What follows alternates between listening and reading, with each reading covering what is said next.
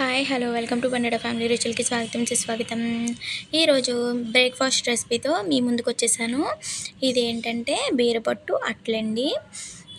ఎలా చేసుకోవాలి వీడియోలోకి అయితే వెళ్ళిపోదామా. మరి ముందుగా అయితే బీరపట్టులను అయితే చిన్నగా కోసుకోవాలండి. కోసేసుకొని మిక్సీ జార్లోకి వేసేసుకోవాలి.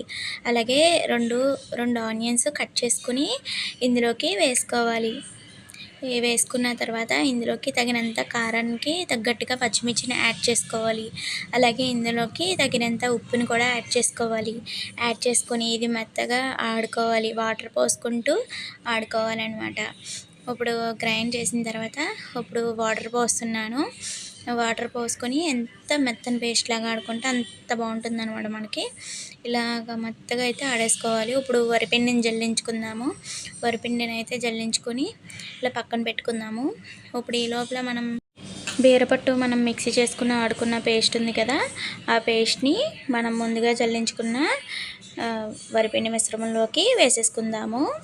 ఇలా ఎవరైనా ట్రై చేయకపోతే ట్రై చేయండి, తొక్కలు పడేయకుండా ఇలా ట్రై చేయండి. అలాగే ఈ రెసిపీయే కాకుండా నేను మరొక రెసిపీతో కూడా పోస్ట్ చేశాను, బీరపట్టు ఫ్రై కూడా చేశానండి. ఆ వీడియో కూడా వెళ్ళి చూడండి, చాలా బాగుంటుంది. అయ్యేప్పుడు కూడా చాలా బాగుంటుంది. ఇప్పుడు ఇలాగా బాగా మిక్స్ చేసుకోవాలి. వాటర్ మీకు తగినంతగా పోసుకోండి. ఇలా కలిపిన తర్వాత మనం ఆడుకున్న మిక్సీ జార్లోకి వాటర్ పోసుకొని మనం పిండిలో అయితే పోసేసుకొని ఇలా బాగా చక్కగా కలుపుకోవాలండి. కన్సిస్టెన్సీ అనేది వీడియోలో చూపిస్తున్న విధంగా అయితే ఉండాలి. అటు పలసను కాకుండా గట్టిగా కాకుండా ఈ విధంగా ఉంటే సరిపోతుంది.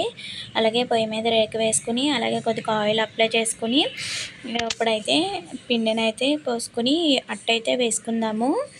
ఈ బీరపట్టు చాలా బాగుంటుందండి, టేస్టీగా ఉంటుంది. అట్టు మార్నింగే చాలా సింపుల్గా ఈజీగా అయిపోతుంది కూడా బ్రేక్ఫాస్ట్ టిఫిన్ అనేది.